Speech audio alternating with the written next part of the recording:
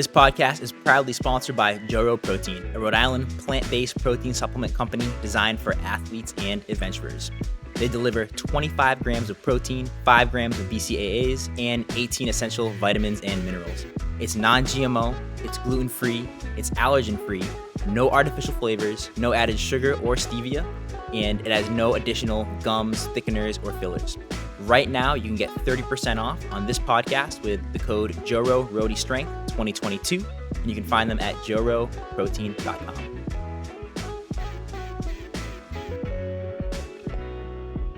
This podcast is brought to you by Phase CBD. That's P-H-A-Z-E. They are a local Rhode Island company who makes and manufactures a wide-ranging variety of CBD products that are formulated specifically for athletes. It doesn't matter if you're a CrossFitter, a strongman, bodybuilder, or powerlifter. These products are for you.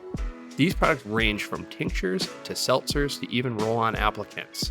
By supporting this business, you're supporting a local Rhode Island business and you're supporting this podcast directly. Please check them out at phasesports.com. Cool. All right, what's going on, guys? Dr. Matt here, host of the Rhody Strength podcast. Awesome guest on today. We have Chrisanto D'Agostino, weightlifter. We're over at Providence Barbell Club right now. They're graciously letting us use their studio space over at Jared's office. So, what's going on, man? Not much. Just early morning, get this podcast in. Going to Sox game later today, so let's have some fun. Let's have some fun. Yeah, that's exciting. Like I was just talking to you off air. I haven't been to a Sox game in a while, so and it seems like the weather's gonna be pretty good. I don't think you're gonna be like, sweating like super hot like July heat in your seats. So Nah, pretty moderate the next week, I think. I mean, the rest of the U.S. is getting 100 degrees everywhere, but here by the ocean, it's nice, 70 degrees, sunny, pretty nice. Yeah, no, that'd be a blast. So I'm gonna just give you a quick overview of some of your statistics, some of your accolades, and then we'll get right into the rapid fire questions. And if I screw anything up or get anything wrong, let me know. So you're a weightlifter. You're also a baseball player. Former Baseball player. You've competed at Junior Worlds, 5-time national champ, 4-time Team USA Weightlifter, Junior Pan AMs Medalist. You're in the 96 kilogram weight class, and currently you compete for East Coast Gold weightlifting team. Yep. Good stuff. So we'll get right into the rapid fire questions next. First one of my favorite questions because I love coffee. But if you have a favorite coffee shop, either in Rhode Island or anywhere else, I know you were living in Minnesota previously, or if you don't drink coffee, that's totally cool too. I guess I'm not that big of a coffee connoisseur, but I like my Dunkin'. There we go. Yeah. I guess out in Minnesota, I kind of miss it a little bit. So whenever I'm back here, I get Dunkin' every once in a while. There's one like 2 hours away, but really? Yeah, it's all Caribou Starbucks out there. Well, is Caribou another coffee shop? Yeah, Caribou. Yep, it's Midwest kind of based. Gotcha. Okay. But also down in Virginia Beach, I was introduced to a Badass Coffee. They're based out of Hawaii, but they've got a few stores in the U.S. It's pretty good. Oh, that sounds great. What do you get at Dunkin'? What's your go-to? Usually some signature iced latte. Nice. Yeah. Good stuff. So you go fancy. You're like, I don't have it too often, so I'm going to get a nice one. Right. Treat myself. How about favorite breakfast spot? And the same thing, it could be Rhode Island, could be somewhere else. Waffle House. Also not where I'm from, but I mean, traveling a lot, there's a lot of Waffle Houses kind of down south-ish, so that's pretty good. And then, I mean, I haven't been here for too much, I haven't explored too much, but I just had Providence Bagel. Oh, yeah, just great the other spot. Day, really good. I got the Green Monster and the Up North Bagel, so those are both really good. You got the correct pronunciation on there, too. Yeah, yep. Yeah, I've been here long enough to know that. Good stuff. Waffle House. I don't even actually know if I've ever been there, but I mean, every time I go down south, I'm like, we got to go to the Waffle House. Like, it's such a staple down south. Right. Favorite Instagram accounts. Now, this could be something that's inspiring, something that you just find is like funny or entertaining, or something maybe that's like educational, like something that you pop up on your feed and you're like, oh, that's cool. Or it could be something that you like to follow, same thing. So I like to see big lifts. Cool, yeah. So hook grip, all things gym. Hook grip videos are so cool. Yeah, the slow-mos are really cool. Just kind of break down technique and totally and see that. But also my coach Philly Sab. I like whenever videos pop up from him. It's always good to see. And I mean, any of my friends like Morgan posting some big videos, big lifts and stuff. It's always fun to pop up in my feed. 100%. Yeah, that's cool being a part of East Coast Gold, and I guess we'll talk about a little more into that as we get into it. But having Philly Sab like on your side, that's really cool. Yeah. Awesome. Yeah, I'm a big fan of hook grip videos too. Every time those come across, especially if it's a lifter I know, I'm like, damn, that looks sick. Yeah. How about favorite podcasts? So I guess recently with the Red Sox season, I've been listening to a bunch of their podcasts. Cool. So Inside the Monster and then the Jared Carabas podcast. Both those hosts are kind of, I mean, not really friends with each other, but it's still interesting to hear both sides. Listen to them when I'm driving and stuff. Totally. But also Barbell Shrugged. Nice. More so the nutrition aspect with Dan Garner. Everything that he has to say is very, very insightful, and I kind of try and absorb that knowledge that I hear from him. Totally. That's interesting you say that. That was one of the first podcasts I started listening to just in general. Oh, wow. Was Barbell Shrugged. They've been out for a while. Yeah.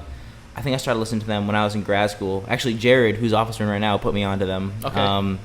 Right back in the days, like Mike Bledsoe, Doug Larson, CTP, Chris, the Barbell Buddha, like all those guys who passed away a few years ago.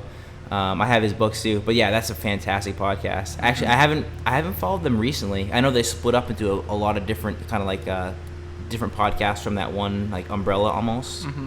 Yeah, most recently it's been a lot of Dan Garner nutrition stuff, kind of how to optimize your training based on your nutrition, certain things that are like can affect your hormones and stuff like that. So Sure. I find that really, really insightful as far as what I'm trying to focus on, the little things. Yeah, I'll have to check that back out. And you mentioned the name Jerry Carabas. Is that a Carabas? Yeah. Oh, Carabas. He's a former Barstool guy, just a social media kind of presence type dude. A lot of Twitter stuff. Cool. A lot of like Red Sox reporting and stuff. He's kind of got the inside scoop on a lot of things. So. Oh, nice. So he's baseball, but with kind of like a little Barstool flair to him. Yeah, nice. Yeah, definitely. Oh, that's gonna be fun to watch.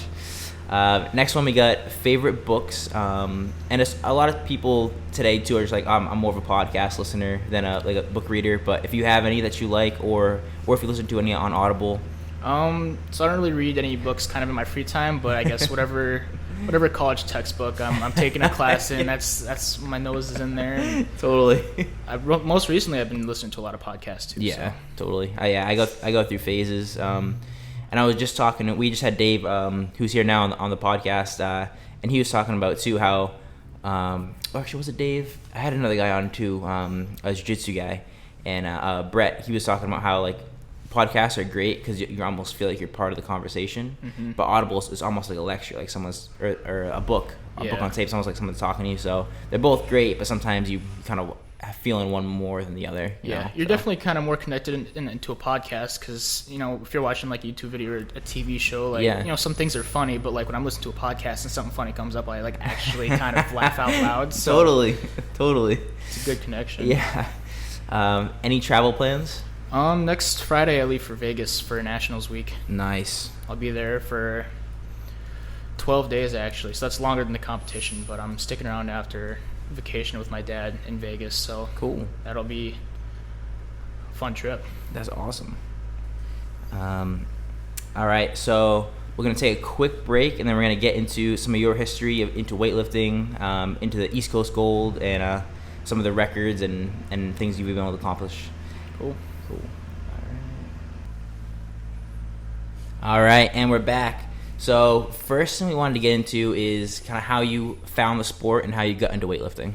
So, I mean, ever since I was a kid, ever since I could remember, I've been playing baseball. I mean, like some of my most, I guess, earliest memories in sports through baseball, like 11, 12U baseball, stuff like that. Sure. So by the time I got into high school, I kind of realized what I needed to do to be a varsity baseball player, to be a college baseball player. So I found the weight room, and I played football also. After my freshman football season, I wandered into the weight room to try and do some power cleans, some squats and stuff, and the head weightlifting coach, strength coach there, Corey Herman, he recruited me to be on the weightlifting team because in Minnesota we've got a high school league of weightlifting. That's wild because not a lot of high school places have a weightlifting team at all. No, it's like in Texas they've got powerlifting. Florida's also got weightlifting, but really nowhere else. No, they had. It's nothing like in Minnesota. Like when I tell people when I first came here, like I got my start through high school. They're like, what? kind of at awe by that. Yeah, because it's very organized, and when you think about it, it fits in perfectly. To how high school sports kind of works. So it runs through the winter season, kind of like wrestling, and you've got meets every couple weeks. Kind of, I guess, like an off-season period between the transition from fall into winter too. You've got time to prep for your first meet at the end of the year. So, yeah, that's how I got my start. He recruited me based off of my build because I've got I'd say, a pretty prototypical build for weightlifting. Not so much baseball. But I kind of knew, at least with my height being like 5'7", that I needed to be a lot stronger than the other guys out there on the diamond who are 6'2", 6'4". Kind of they have the levers, but I've got to build that strength. So that's where I found myself in the weight room. And I didn't really have a winter sport that year. I played football in the fall and then baseball spring, summer. So nice. It fit in perfectly. Just another thing to kind of do with my time in the winter. And the rest is history. If you think about a lot of people in the off season anyway, that's what they're doing is they're trying to get strong in the gym. Right. So it almost just fits perfectly. Even with football too, you're done with your football season, you build that strength, and then the summer you kind of transition, get some speed going, and then into the fall you condition, you're ready for football. So that's also, I guess, kind of the mindset and how it fits in perfectly. Yeah. Did you see a lot of other athletes like in baseball and football take up weightlifting too, or no? Not so much baseball. Now there's a couple of guys here and there from baseball, but just because they have other winter sports, they don't really do weightlifting. But definitely a lot of football players. Yeah. It builds explosiveness. Yeah. It builds power. It builds strength. Right. So it just is a really great carryover for those sports. And they say wrestling too. Like you'll get some of your interior linemen doing wrestling too to kind of build themselves in the trenches too. But I think also the weight room aspect is another big part of the game too. I don't know if you follow CrossFit at all. Not too much. There's I might get his name wrong. I can picture him. There's a high-level CrossFitter who trains out of CrossFit New England, Chandler Smith. Okay. Who, during his quote-unquote off-season for CrossFit, which they had I think CrossFit's a tough sport because a lot of people just don't take an off-season. I think probably similar with weightlifting. Yeah. So his coach had the forethought and the go-ahead to say, hey, let's give you an off-season after the games.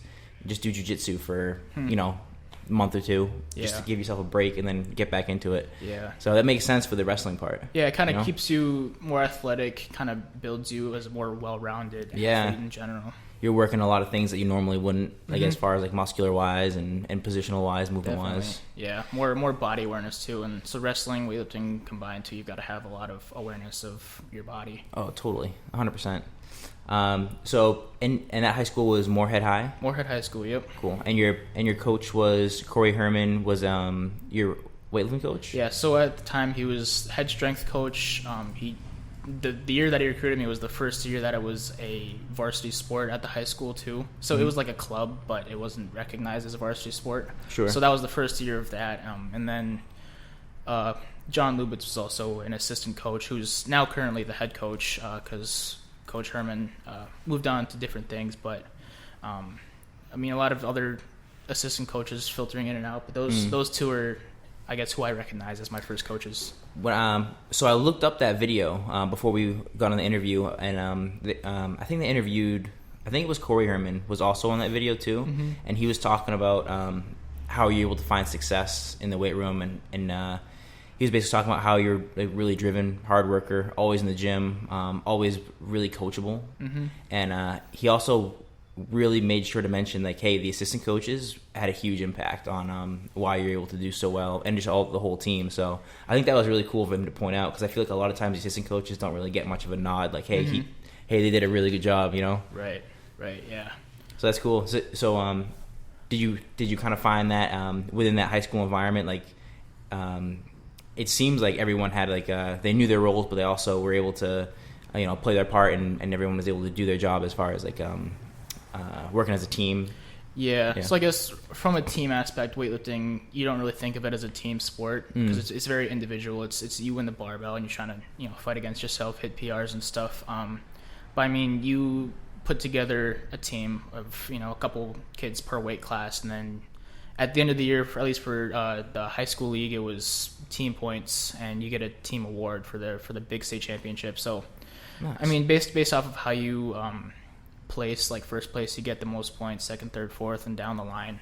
Cool. And so it's really a lot tighter, I think, at the high school level at being a team. Gotcha. There's a lot of athletes. Like the ratio to athlete to coach is it's like 20, at least for us. Really? Because 3-4 assistant coaches and 60 kids in a weight room. So wow. Our weight room in particular is pretty big. We have, right now we have 20 platforms, like fully outfitted too. Holy smokes! So in high school. Yep. Holy smokes, that's unheard of. Yeah, no, I've heard the same thing when I explain it to everyone else here because we have pretty big high schools out there. Like my graduating class was almost 500. We got 2,000 students in the school. So I don't know how it is now, but I don't even know if when I was in high school, if there were any weightlifting teams at all in Massachusetts. Yeah.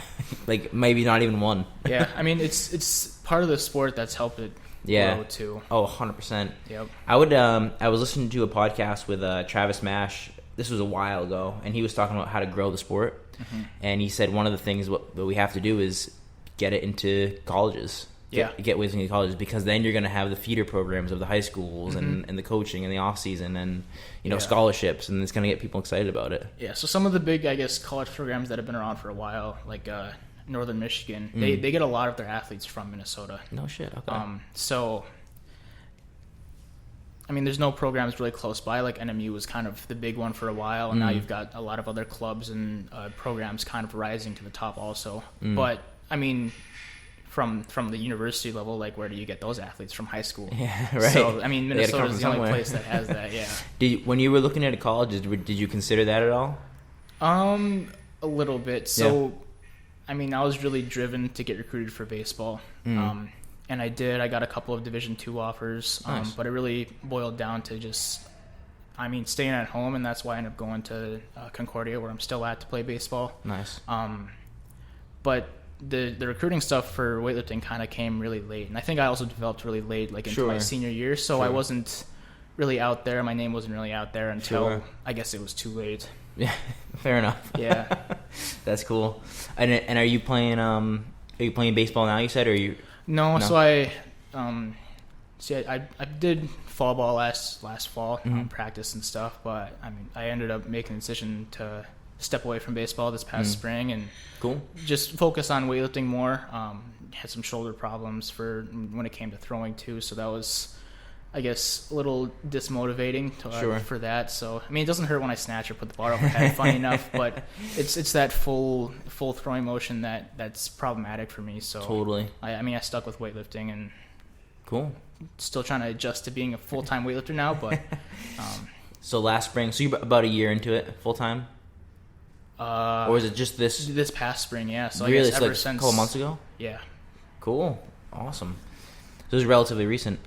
One more question I had on the high school. So one record we got to shout out is I don't know if it's still currently standing. You can tell me. Is you broke the Minnesota State and Moorhead school records for the total weight lifted, 296 kilos, right? Yep. Yeah. So they keep track of records for snatch, clean jerk, and total. And so my senior year, when I was kind of on my victory lap, my last run of things, I saw those numbers. I took a deep dive into the records and all the past results and stuff, and so I was like, wonder what the heaviest weight lifted ever was in the state of Minnesota. And high school weightlifting's been around since 1990s in the state, and so I looked back at every single result and I was like, all right, so a 130.5 kilo snatch and a 160 clean and jerk are the heaviest lifts period ever done at the high school level.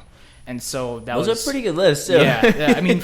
For a 17, 18-year-old, that's pretty monstrous no matter what weight you are. Seriously. So that was going into my senior year, that was my main motivation. And so I came in, I was totaling around 270, 275 the fall of my senior year, and then I gained some weight. I was like 91 kilos, and I tried to completely fill in the 96 class. And so I eventually got up to that, and, you know, you gain weight, you build muscle, and the weights start to fly. So things really lined up perfectly with our high school home meet called the Spud Thud. That's so awesome name. Our high school mascot is Spud, Moorhead Spuds. Nice. Potatoes. So yeah, right. I mean, it's one of the more quirky high school mascots out there, but I mean, Spud Thud, because you drop the bar and it makes a thud. So really cool name, and that was our home meet. And so it was a 2-platform meet. You got 100 lifters overall from area schools. Wow. I mean, probably 15 different schools are being represented there, and huge crowds too. A lot of parents, really? a lot of kids who stick around to watch too. Yeah, so I think at least when I started my snatch session, their bleachers were kind of around the platforms. I'd say there's probably 200-300 people there. Wow. Yeah. So I feel like that's like American Open, like pretty much. Yeah. I mean, I feel like you get more fans there because it's more local, and people kind of just like walk in, watch their kids, and stick around. So that's cool. I kind of knew that going in. I was like, you know, this is the day. Yeah. And so I hadn't totaled. My best total at the time was 275, and I decided to open at a 125 snatch, which I was like, you know, I just want to get the 2 reds on the bar with the clips and open with that.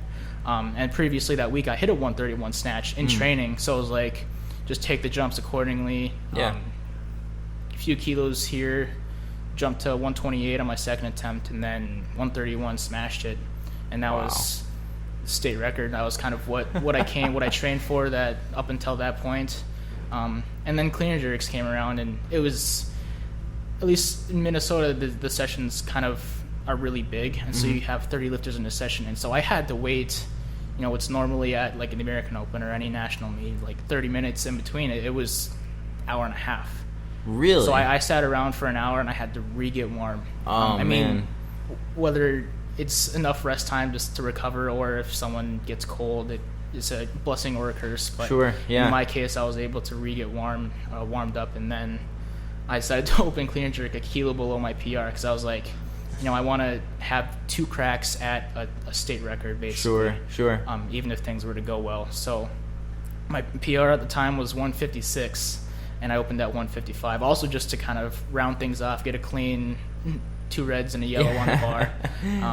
And I smashed it. So I was like, all right, that moved really. I was like, maybe I should take a 3 kilo jump and another 3 kilo jump to get to the state record. I was like, you know what, let's just go right to it. Take a 6 kilo jump.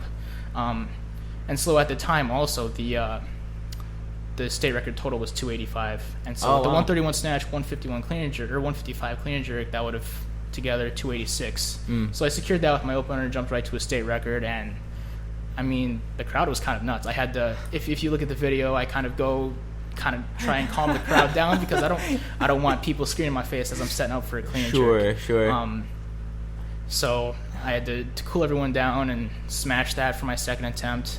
Didn't really have anything else to lose after that. So I had a 291 total at the time, and then jumped right to 165, get that big blue on the bar. Nice.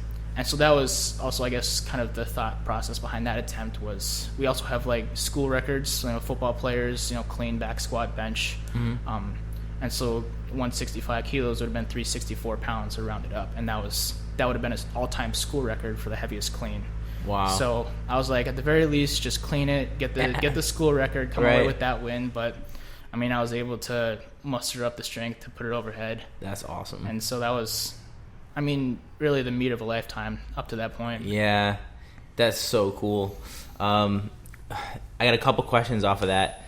One, do you think a lot of the future, like, big name in weightlifting are going to come out of places like Minnesota, because they have these like great high school programs? Yeah, I think they do a great job of developing young lifters. And when you're young, you're growing, you're going to see a lot of strength gains. And for me in particular too, I took that, you know, to the fullest advantage that I could. Sure. But I mean, if other states can get programs together to the high school level, like, sure. I mean, it's going to be like any other sport, like football or baseball, where you've got, you know, kids from high school going on to college and then going on to the professional level. So, because that's what's been one of the big drawbacks of I would say USA weightlifting for a while, is you'd have a lot of people that, like, this is their second quote unquote like career of sport. You know, like Right. they'll play football through college or through high school, and then they pick up weightlifting, or they do this. You know, so a lot of like even the most the past Olympic class from the U.S. like Wes Kids, he was a football player. You know, other girls come from gymnastics and CrossFit in general too. Right. So I mean that's also another good pipeline because you've got these other athletes coming in, and if you're athletic, you're gonna succeed well in the weight room. So I mean, high school is coming up. It is. That's really cool. Another question I had for you. So when the crowd was really wild and you're like calming it down. So obviously most weightlifting meets are like that. Like when someone is getting ready for especially like a big clean and jerk or snatch, most people are like, all right, I need to just focus, like calm the crowd down. Like in golf almost. Like you want to be really intense, but you want to be focused. But I feel like on the flip side, there are some lifters that are like, all right, let's go. Like let's make some noise. Like I guess there's really no unwritten rule of how to treat moments like that. I mean, I like that analogy. It's kind of like golf, and then once they hit the ball, everyone cheers. So when I look at it, like if there's meets with like loud music going on, I'm like, I mean, that's some of them are like that. That's not really what I would want. Like I think in like the perfect situation in my head would be like, you know, there's someone with the volume of the music, they turn it down, and then as you lift, the music goes up kind of in between attempts to kind of keep keep the crowd engaged and keep something going on. That's cool. I feel like it's probably the standard too for how they do it. All right, so we'll move on next into some of the other bigger meets that you had. So I guess chronological order, we have the Junior National Championships. Yep. Yeah. So that was 2 weeks after I totaled 296 to the spud thud. So I wasn't really in the best shape possible, but I mean, after the spud thud, I kind of knew, like, if I can put up something close to this total in California, like, I'll come away with a couple of gold medals. Totally. And so that's kind of what I did. I treated things a little more conservative because I knew I wasn't in the best shape. So I opened snatch at 124, which is a kilo below below the previous 2 weeks ago. And then went 3 for 3, ended up with another 1 kilo PR with a 132 snatch. Yeah. Yeah, so, I mean, at that point, there was 2 other guys who were, I mean, at the beginning of it kind of right on my tail, but I set myself apart with that third attempt snatch. I was up by, I don't know, probably 7 or 8 kilos at that time, so I knew if I can hit an open and clean and jerk, that things will kind of fall into place, and I might not have the last attempt. But I know I'm so far ahead in the snatch that it's kind of out of reach for the other guys. So I only ended up hitting my opener. I missed it on the first one and then hit 159 on the second. But that was the thing kind of with national meets, is it's such a quick turnaround from snatching to clean and jerk that my legs weren't ready for it. It was very weak. I was standing up cleans kind of slowly in the back, and so I was in the back of my mind a little worried, but I was like, if I can just go out there and hit one attempt, I'll be fine. So I did just that. Had to sit back and wait for the other guys to basically just take gold medal attempts for the clean and jerk and not the total. So I got gold in the snatch, but bronze in the clean and jerk, but it was enough for gold in the total, and walked away with the national championship. That's awesome. Yeah. That's huge. How was your prep for that with 2 weeks? A lot of easy days. I don't think I had a single heavy day going into it, because I kind of had to preserve myself, all the basically going full send on 2 weeks prior to having to take time to refuel. I weighed in a lot heavier at the national championships too. So I mean, made sure that I had as much food in me as possible to recover to 100% or as close to it. Sure.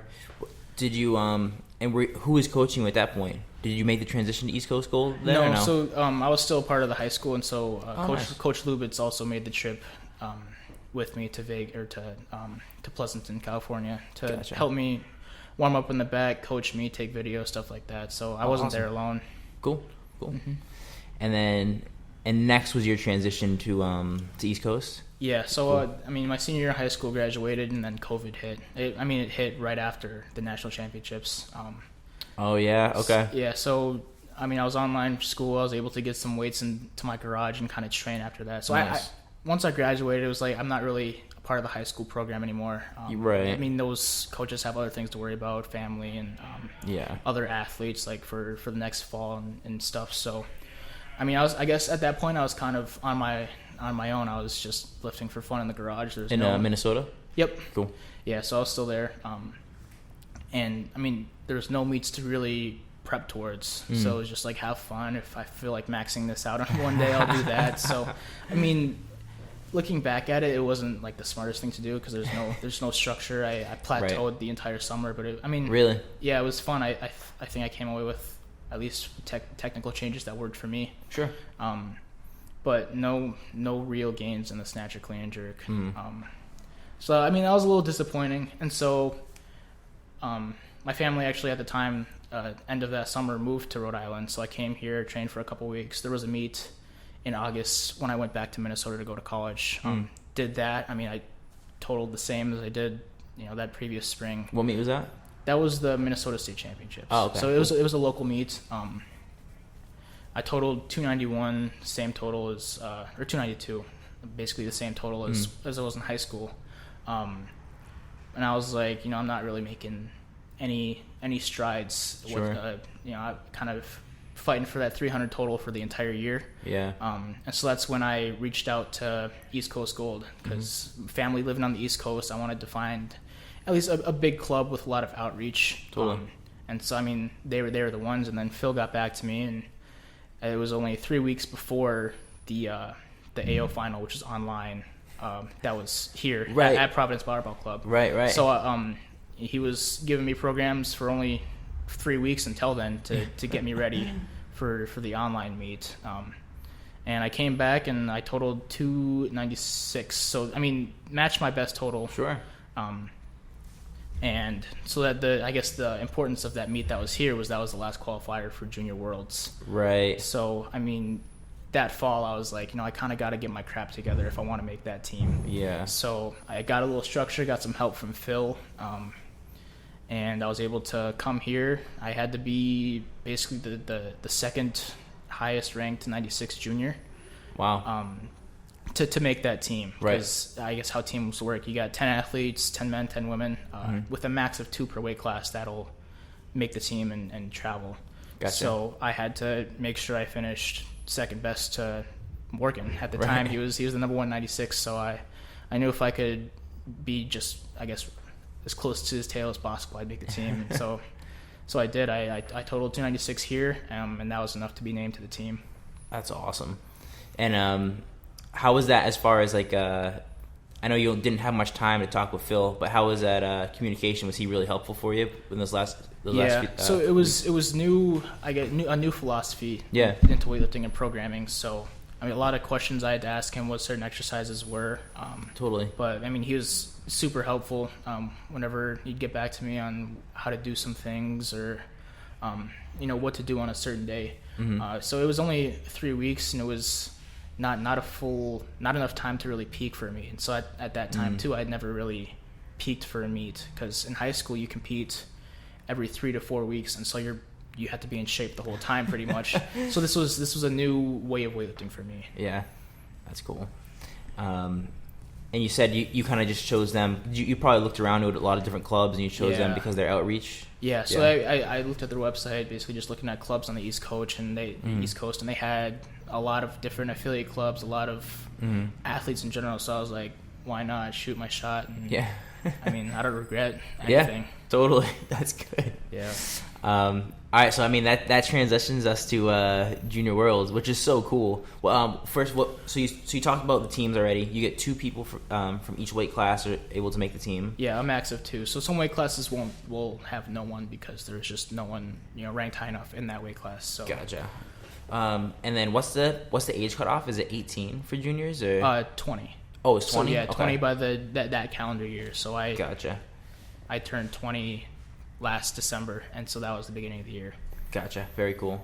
So you won't be in juniors now? No. Yeah, so that was also a lot of the motivation going into that team. I was like, this is my last year to be a junior, and to make a team before moving on to the seniors and fighting with essentially the Olympians. So totally. That was a lot of the motivation for that entire calendar year. Definitely. Oh, that's so cool. Because I was going to ask you earlier, because one of the lifters here, Ava, was just at Worlds, I saw that. a couple days ago? Yeah, she competed 2 or 3 days ago, I think. Yeah. So, but you're not in the age category anymore. For junior. Yeah. No. All right. So Junior Worlds, which is just in May of last year, May 2021. You were in. So there was, this is something else I looked before this interview. I was watching online. There was some changes and the location changed from Uzbekistan to Saudi Arabia, or vice versa. Yeah. So it was originally supposed to be March of that year in Saudi Arabia. Gotcha. And so even at that time, I was playing baseball at Concordia. And so if it happened to happen in March in Saudi Arabia, it would have been I'd had to step away from the team. It's like a week or two of practice that I'd missed before the season would have started. Essentially, right after that. Totally. So it was delayed, changed locations because of COVID. Saudi Arabia wasn't really letting anyone in at the time. Okay. And so from there, Uzbekistan picked it up. Had to delay it a little longer just to, make sure they could get everyone into the country that they could, get the visas out and stuff. Right. And so that really worked out in my favor because that was right at the end of the baseball season. So kind of, I was able to practice and play with the team that year. I was able to start some games as a freshman, fill in sometimes, able to get some at-bats. So I was able to go through that entire season unhindered, really. That's awesome. That's good. And I know you talked about a little bit when you were interviewed for the news about that. You felt like you were able to put a little more weight on your total because you had that extra time. Yeah, I had another 10 or 16 weeks, 8 weeks to kind of prepare for it. So it was another 8 weeks with Phil, which was still very new to me. Sure. And that philosophy to get my strength up and really peak for a meet instead of being, at the time it was like 12 weeks out to 20 weeks out. So that's another, a lot more time to eat, recover, get my body right, build some strength, build some technique. And I mean, if I would have had to compete in March, I probably wouldn't have done as well as I did. Totally. Yeah. Just more experience, more training. It's good. And going into that meet, I know you mentioned Morgan already.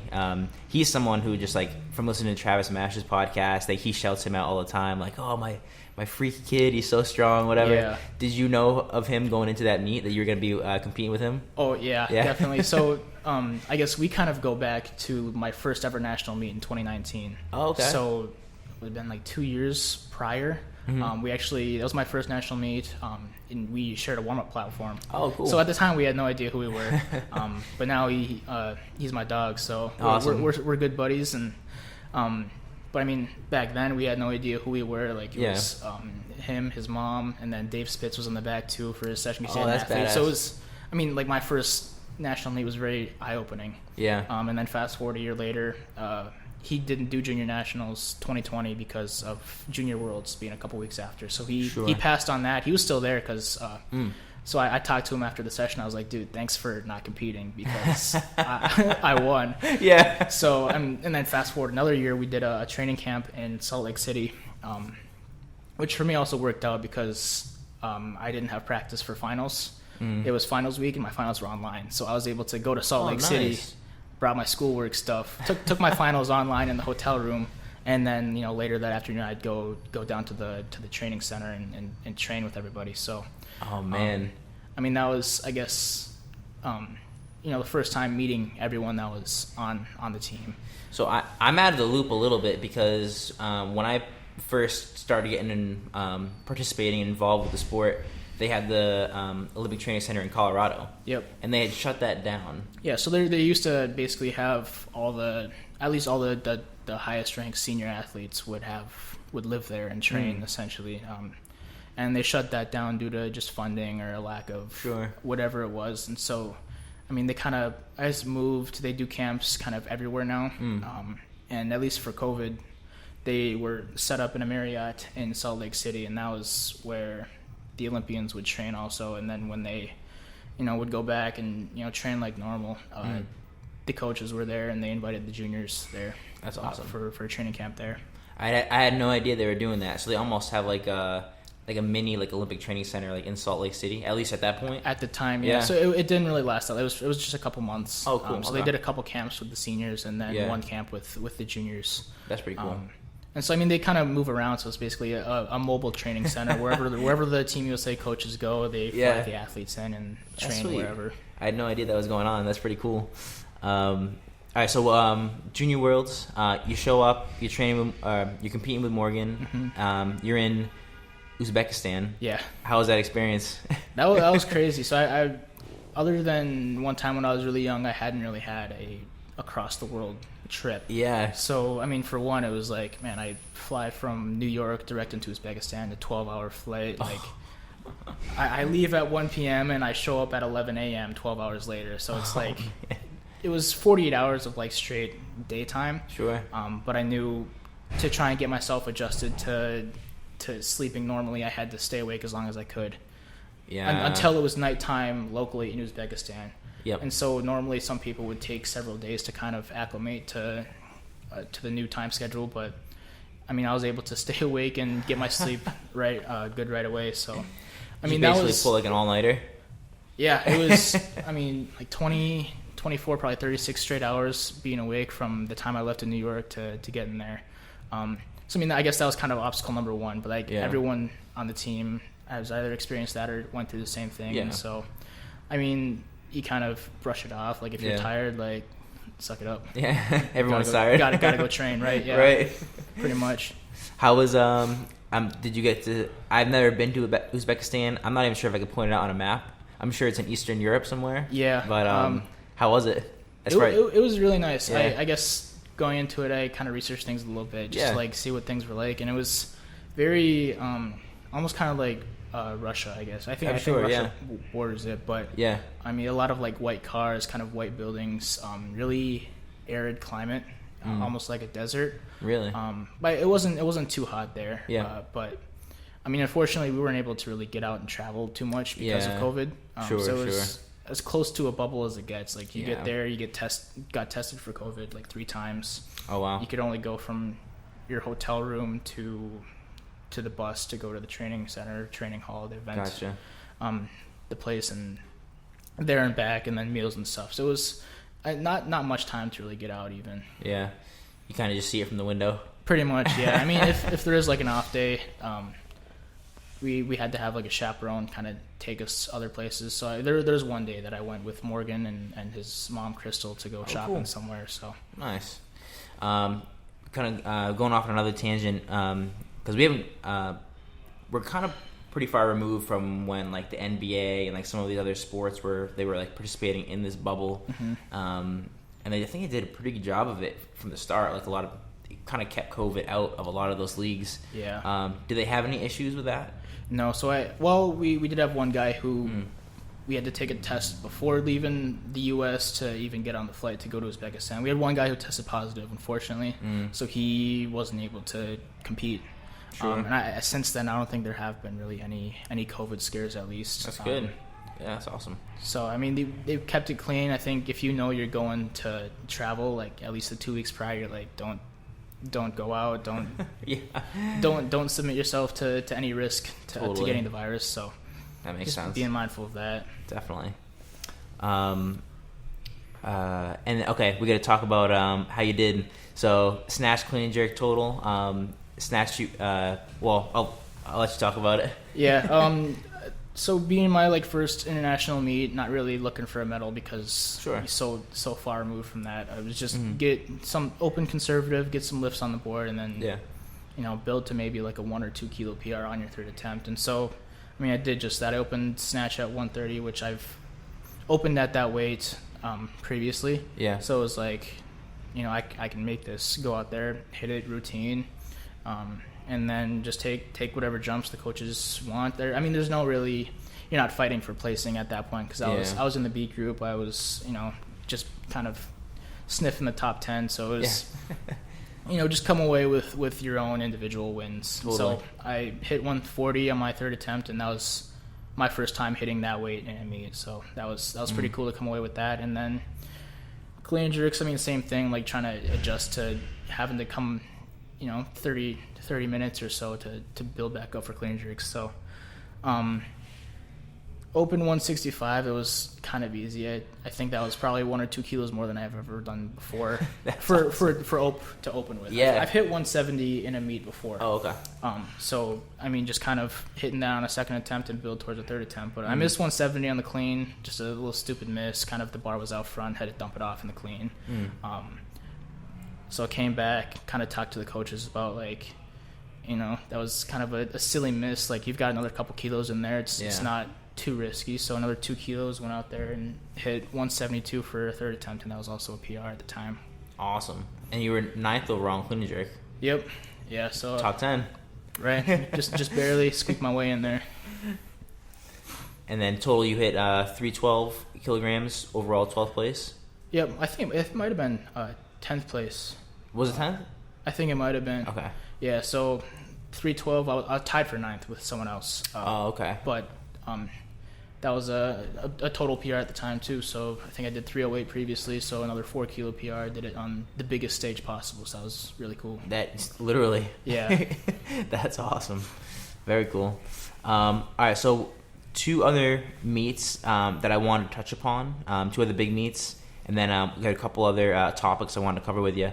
But so next one chronologically is the Junior Pan AMs, which was in Guadalajara this past October. Yep. Yeah. So that was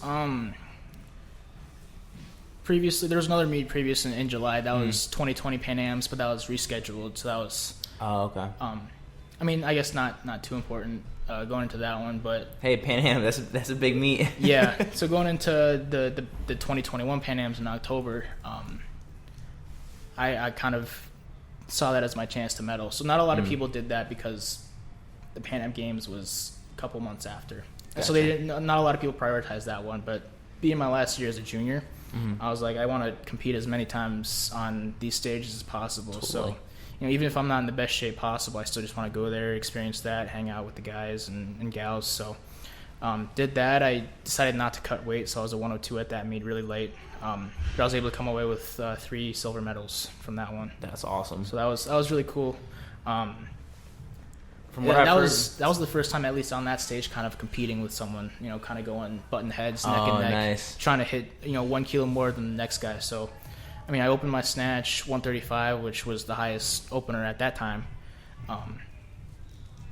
And then kind of sat back, waited for some other people to hit their third attempts, and someone hit 138. And so there's someone else way further ahead of me. So yeah. they were kind of out of touch. I was like, if I can, hit 139 on my second attempt, that's, going to secure a silver medal. So awesome. Did just that. Tried to take 143 for a third attempt, but wasn't there that day. But I mean, I still was, comfortably in the lead.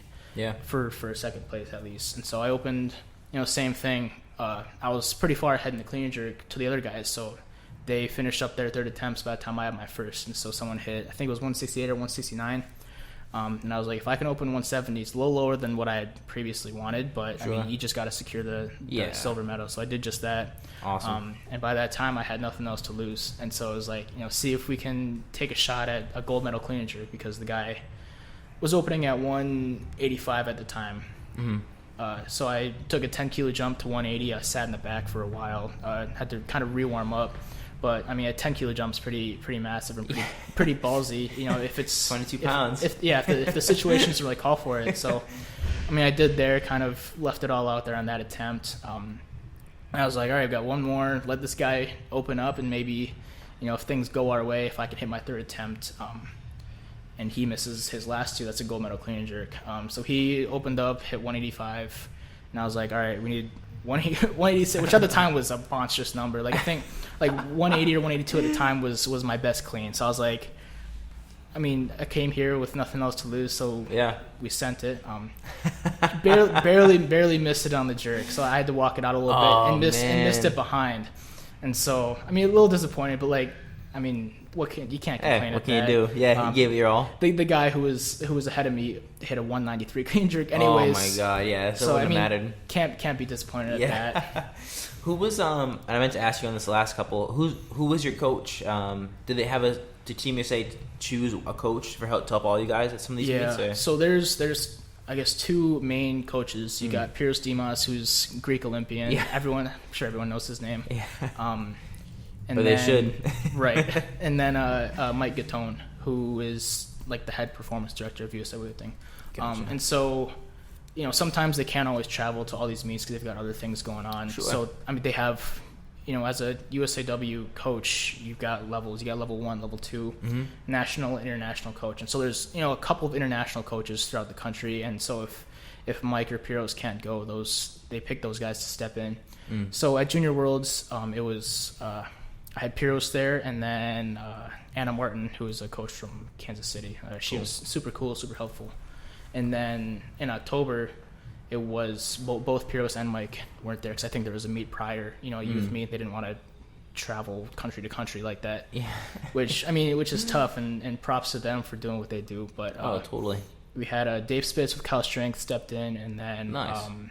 Jackie Black also, who are very well-known coaches also. So awesome. they set us up with the best coaches out there, and so you can technically have 3 coaches, and so they also allow a personal coach to travel with as well. Cool.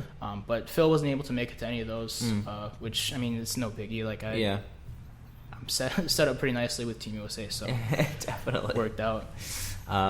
Is Phil still competing?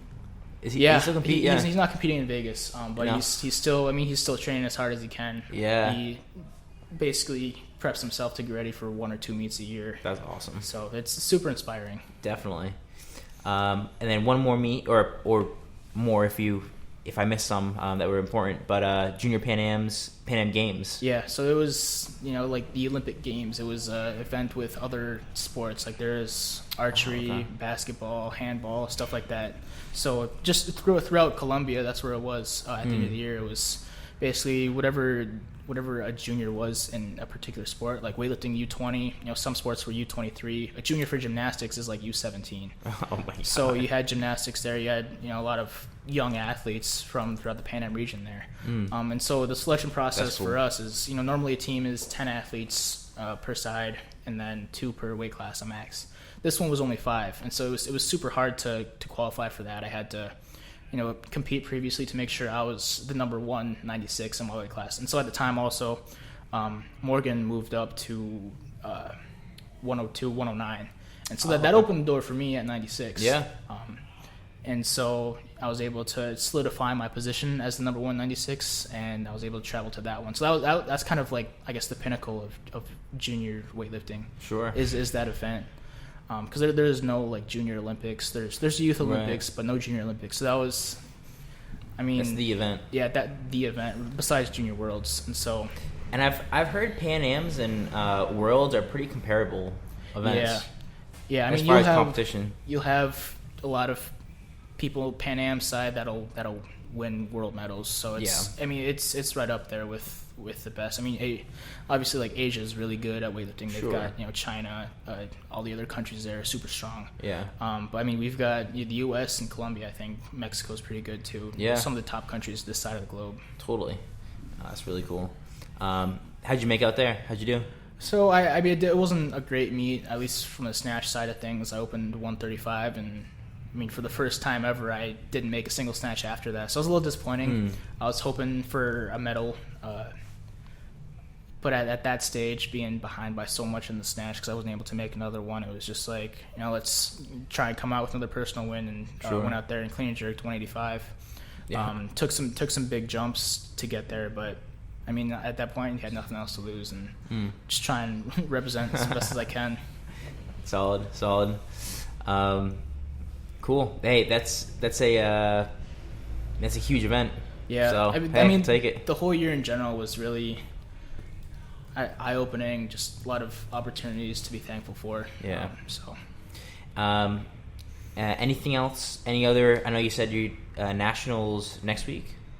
Yeah. Vegas. So I compete July 2nd, but I'll be there for the entire thing. For a week leading up to it. Awesome. So that's the next big one. Now that I've aged up into the senior ranks, it's a lot harder to make an international team. So, basically the dates I mark off on my calendar are Vegas Nationals week and then the AO finals. So 2 meets a year, try and get ready for. Sweet. So that's at least the stage that I'm in for weightlifting. That's cool. I like it. And then a couple other topics I wanted to talk about. One of them, which I'm interested in, because you are at least with the juniors, you're at the highest level. So just curious what I know USADA is known to be like one of the best like drug testing agencies like worldwide. Yep. Kind of what's that like? I mean, I've heard stories of people just getting like doors knocked on at random times. I mean, like, they test like a lot of other sports, MMA. Yeah. I don't know if like UFC and stuff, but I mean they test all the other U.S. Olympic sports, and so at least with USA Weightlifting, you have to subject yourself to drug testing at a national event because they're there. Right. And so at least from that kind of like entry level to being drug tested, they usually test, the podium of a particular session. So like the top 3, sometimes they might grab someone randomly from like a B session or someone else in the A session to get tested. Sure. But usually it's top 3, and if there's several platforms going on, they might not even get to a podium. Oh yeah. So there's times, at least when I won Junior Nationals 2020, I didn't get tested because I'm sure there's another weight class, another platform that was being tested. So Sure. I mean, obviously it's enough to keep people from taking drugs. Yeah. Because you don't want to risk anything, even if you're like, well, I could get drug tested, but maybe not. Like, you just don't risk it. Yeah. And so from there, like, national meets, you have an opportunity to get drug tested. But if you make an international team, you enter the random testing pool, I think. And so at least I have to submit my whereabouts to USADA for them to randomly test me every once in a while. Gotcha. So do they do that through like text message or? So they have, it's like a website. You basically fill in where you live, if you work, where you train, stuff like that. So you try and keep that as updated as possible. Like if you're out shopping and they come, like they'll call you. Yeah. And you have to get back home and get drug tested, or else you get basically 3 strikes and you get a sanction if you don't show up for those random tests. That's pretty wild. Yeah. So I've had my door knocked on twice here in Rhode Island. Wow. Once, actually, 3 weeks ago. Wow. They came and knocked on my door. My brother was training in the garage. And he was like, "Hey, the P police is here." So I was like, "All right, perfect timing. I gotta go to the bathroom anyway. So let's fill out the paperwork. I gotta submit all the supplements and stuff that I take." Yep. And so they, at least for me, it's been like once every 3 months randomly. Wow. Plus on top of all the times that I've been tested in competition. Gotcha. And then even international meets too, they'll take not USA or USADA. They won't be at international meets unless it's in the US. Sure. Okay. So there's also WADA, the World Anti-Doping Agency. Right. They kind of take care of all the tests internationally. Sure. So I mean, the US is, I think, the only country that has an agency domestically. Other countries, they only get tested by WADA. Right. And so I mean, there's a lot more leeway there and a lot. Oh yeah. Like corruption from that side of things, but the U.S. I'd say 99% of guys are clean. There's always gonna be those people that'll try, and they might succeed, they might fail, but well, it's much harder to get away with it. Yeah, exactly, because you're getting tested every couple months, and you have no idea if you take a cycle or something. They might be on your door the next day, and then, I mean, you can't not take a test. So, I mean, you piss and you fail, and there you go. Yeah. So, I mean, I'm confident to say that the U.S. is the cleanest country out there. 100%. For sure, yeah. That's cool. That's cool hearing it, because obviously I've heard it on like podcasts and stuff like that, but from someone who's like literally been in that, especially at the highest level, like kind of what it's like. Yeah. Yeah, that's cool. And then I did some questions on your technique, because I saw initially you were more of a split jerker, but then watching just some of your highlights, you went a little more to like a squat jerk or a power jerk. So my first few years, at least through high school, I was split jerking, like everyone is split jerks. Yeah. But I mean, it got to a point where I was like, well, I can clean a lot of weight, but I can't technically split jerk and successfully clean and jerk what I can clean. Like I might be able to stand up a clean super easily, effortless, but then I just didn't have the technique at the time to split jerk. Just the way it goes, like I would split, my back foot would go back, but my front foot would not go out. And so that bar center of gravity is way behind the bar. Sure. And then I'd miss it. Yeah. Like even if I'm strong enough to put the bar up there, because I knew I was. Yeah. So I ended up trying out power jerk. You were getting kind of low on some of them too. Yeah. I mean, pushing a squat jerk. I think but the only attempt that I made at junior nationals, I was pushed below parallel. So on the national stage, I did a squat jerk, which you don't see it that often. No, you don't. So I mean, that was also on tired legs too. So I couldn't stop that bar with the weight overhead. But sure. When I started doing power jerk the fall of my senior year, so kind of like before things started to take off for me. My best clean jerk at the time was 150-ish. I could clean it super easily. Like I think I cleaned 160 at the time also, but I couldn't jerk it. Yeah. So I was like, this is kind of the off season still in the fall. I ended up, my falls were free, so I was able to kind of just like lift because I didn't play football. I decided to stop playing football my junior year, just to focus on lifting. And so my seasons were weightlifting season and then baseball season. Sure. And so once baseball was over, it was squat, get strong. Yeah. But I mean, within 2 weeks of doing power jerk, just trying to drive that bar as high as I can and stop myself under the bar. I think within 2 weeks, I matched my PR split jerk. Wow. So I was like, there's some potential here. There's not as much technique. It's just a matter of driving that bar up and getting under it and then catching it. And so eventually, I think I was around 150, 155, my best power jerk at the time. And then going into when I started to gain weight too is when the weight started to fly. Like my back squat went up 10 kilos, front squat went up. I front squatted 400 pounds for the first time. Let's go. And I power jerked 170. And so I was like, that's now more than what I can clean. So I'm like, if it switched. Yeah. So I mean, you have a lot more confidence when you know if you can you can jerk more than you can clean. If you put it together, it should be there. Totally. And so from there, I mean, I was like, I found it. Yeah. But then eventually, COVID happened. I trained on my own. Didn't really have any structure to get stronger, and everything plateaued. And so when I kind of made the decision, like, not a lot of people power jerk in the U.S., and there's a reason for that because, I mean, it's not technically, we don't teach it, at least coaches in the U.S., they teach split jerk. So I was like, if I'm going to make it to Junior Worlds, if I'm going to qualify for that, I'm going to split jerk. So from there, Phil helped me out a lot, and that's part of the communication I had with him was fixing that technique, and just in the garage over that winter, because at the time there's also 4-week pause, so I was training in my garage during the winter. So I was in pants bundled up with, sometimes I'd have to walk out into the garage, it'd be 40 degrees, and I'd have gloves on to warm up.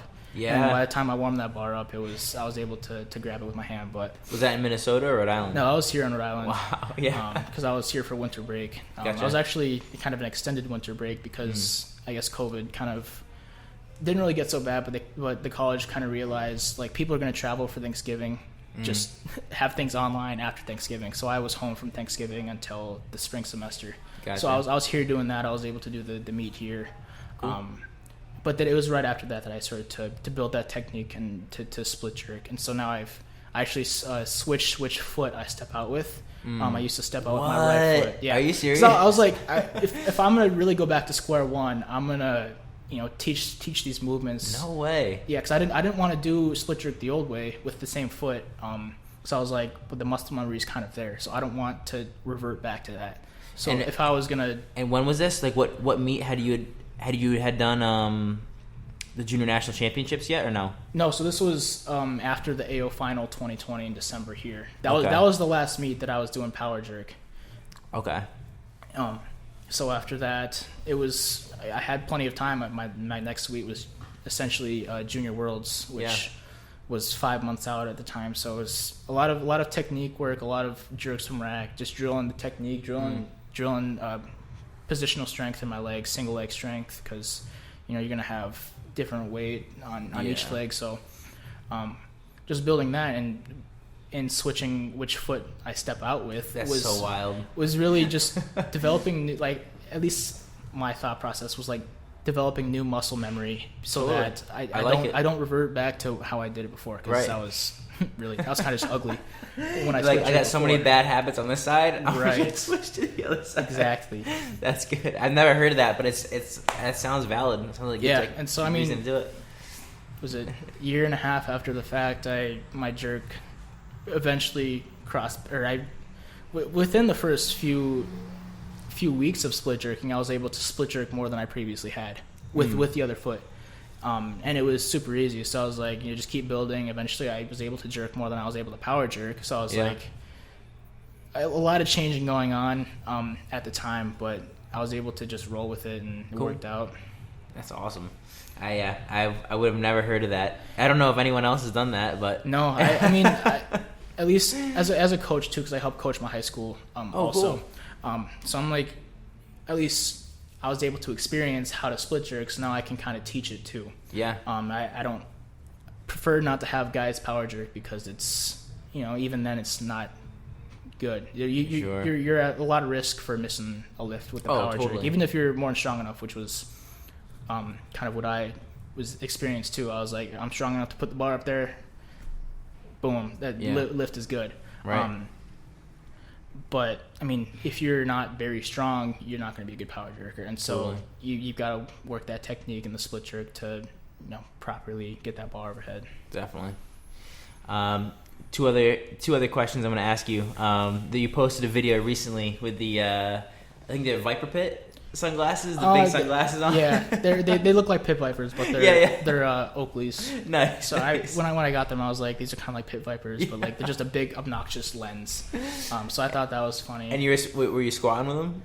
I was here when I did that. So when I drove here to train with my brother, because he's also with the club. Cool. I forgot to leave my sunglasses in the car. They were just on my head when I walked in. I'm like, well, I don't want to walk back. I'm just gonna wear them. So that's awesome. So great for vibes. Yeah, I did my entire session here with the sunglasses on. It was a sunny day too, and you get a lot of nice sunlight in here. So nice. But I also didn't want to leave it out because it's kind of a tight space here. So I didn't want to drop a bar and smash my $200 sunglasses. So I kept them on. That's awesome. Were people pretty hype when you were in here? Yeah, I think Dave took a story and posted it, and it was super funny. It's just. Sometimes Instagram is so dry for me, like posting the same stuff. So I'm like, all right, well, I'm got sunglasses on. Gotta have some fun. Yeah. There you go. And then along the same lines, you posted something recently. You were squatting with classical music. Yeah, I mean, just another thing, trying to switching it up, trying to be different. Yeah. I've done that before. I had a weird kick of classical music one time, training to it. Because I thought it was like really, at least for snatch too, it was like more soothing. Like snatch is a more technical lift. And you got to concentrate more. You can't have loud bass and a lot of thumping going on if you're trying to concentrate. Mm-hmm. So I would snatch with classical music, and then at least some of my squat sessions too was not so much strength, just like technique, trying to cue myself to properly squat. Because if it's a light squat, I want to do it fast, but I also want to do it right. Sure. So just trying to think that through, try and concentrate on it. And so I went back to listen to classical music for a squat session. Do you do that often, or you just kind of switch it up? No, that's the one time recently that I've done it. But nice. I mean, training in the garage too, it gets kind of boring. Yeah. So you want to switch it up, different types of music and stuff. You don't want to.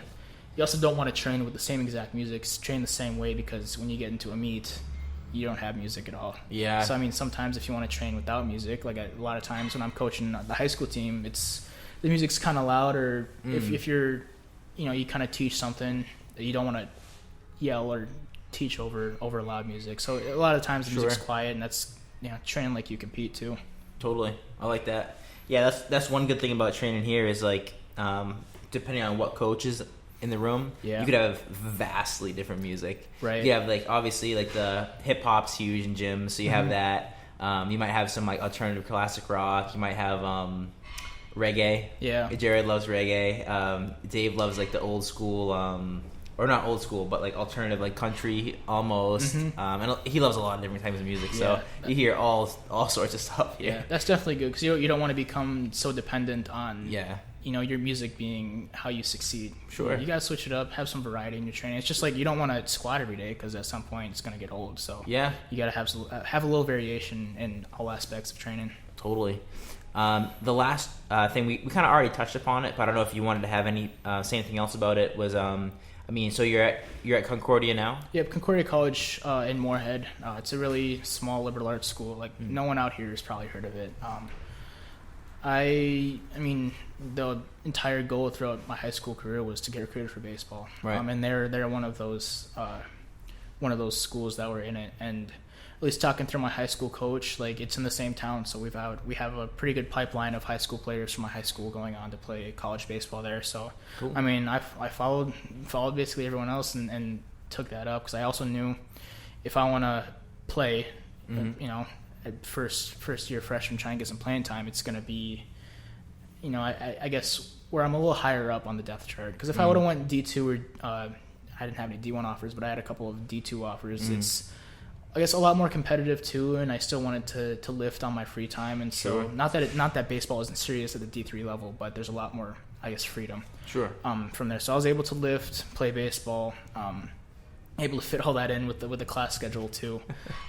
But I mean, I wanted to play baseball. I mean, looking back at it now, I don't regret choosing not to play, but you know, my thought process from playing baseball was like, you know, I've got 4 more years to play baseball. I'm not gonna go to the MLB or anything. Right. I have no aspirations to play pro ball, so it's like 4 more years, play some ball, do what you did growing up, and then you've got the rest of your life to weightlift. Totally. Well, I mean, you know, the next 10 years at least, as long as my back and my knees can hold up. Hey, there's guys doing it like well into their like 50s, 60s. Phil, you know? Phil's one of those guys. He's pushing forward and he's still putting a lot of weight overhead. Yeah. That's cool. But I mean, at the time, I just developed so fast, and I guess I didn't really realize, you know, how high of a level I was lifting at. So it was like, try and take full advantage of it. Don't subject yourself to more injury playing a different sport. Right. I mean, part of that being athletic really helped, but I mean, at some point you've got to pick and choose between one, at least when it comes down to time and stuff too. Like, sure. You got to study, you got to focus on, you know, other aspects of being an athlete too, like sleep, training, stuff. So nice. I mean, I don't regret it yet, but there's some days where I wish I was still playing ball, but I mean, I still like lifting. I still love what I'm doing. So that's awesome. What are you studying? Nutrition. Cool. Yeah, so that's, I mean, going back to listening to Dan Garner on the Barbell Shrug podcast, like that stuff is really, really insightful. It's a lot of, you know, stuff I like to absorb. All right, well, I got to ask you before we wrap it up, what's your nutrition like these days? What do you like to do? A lot of ground beef, eggs, try and get like brown rice, carbs, stuff like that. I mean, I've only studied nutrition for a year now. Yeah. But it's a lot of things, just like, you know, you got to get your protein, get your macros, but you also got to eat. Yeah. You know, eat vegetables, eat variety. So, I mean, my breakfast is, you know, eggs and a wheat wrap, nice. a little bit of fat-free cheese in there. Solid. Try and keep the fat down, and then I mean, I don't really have a lunch. I'll eat fruits. I'll eat a protein shake, and then my lunch is like a rice bowl. Nice. Brown rice with a little bit of eggs, some ground beef in there, and some vegetables. Sounds good too. I mean, it's a little boring now being home and having more free time, but when I was in college eating the same thing, I was eating to fuel and not eating to enjoy it, because I was so short on time. Like I had a class, like a morning class, 8 a.m. until 9:40, and then I would come back to my apartment, cook breakfast real fast, eat it, and then go back to class. So it's like I don't really have enough time to enjoy it, so it's just more so eating to eat, getting it in. Eating to fuel. Yeah. That's cool. Awesome. All right, so we'll start to wrap it up. 2 last questions for you. One, anything or anyone you want to plug, shout out, and then the last question is if you have a favorite quote, mantra, or saying. The way I describe it is, so we're in Rhode Island, 95 is the big highway here, so you get a billboard. We can take one of the lawyers off the billboard. We'll put you up on there if you have a quote that you want to put up. So yeah, we'll start off, I guess, probably like your weightlifting team or college, but anything else you want to plug or shout out? Yeah, I mean, shout out to Phil, my coach, always being helpful. All the other team members like Tom Dewar, Kareem, a lot of guys that are on the team, and we hype each other up, so shout out to them. Shout out to my girlfriend. She keeps me accountable, keeps me training smart. Being in a relationship keeps me a little more well-rounded too as a human. Totally. So shout out to her and all the other guys that I train with also back home. So cool. Do you have a favorite quote? This is a tough question for a lot of people too. Yeah, no, I saw this and I thought about it a little bit because I had to think about it. But I guess going back to my baseball days, someone who I really looked up to was Marcus Stroman. He's a professional pitcher. Cool. But his saying was, height doesn't measure heart. So he was, you know, your prototypical MLB pitcher is like 6'5", really tall. Oh, yeah. He was 5'8", so he's more my size. But he was, basically height doesn't measure heart. Like your build, your your stature doesn't really dictate how you do things. And I mean, I still carry that with me. It's like, you know, there's other guys that might be progressing more weightlifting and stuff, and they might, you know, have certain advantages here and there, but it's like that's not going to change the way that I do things. It's not going to change the heart that I have towards some things. So 100%. Yeah, love that saying. Yep. That's great. Awesome, man. Well, we'll wrap it up from there. Cool. Glad to have you on. Appreciate it. Thank you very much. Rhody Strength signing off.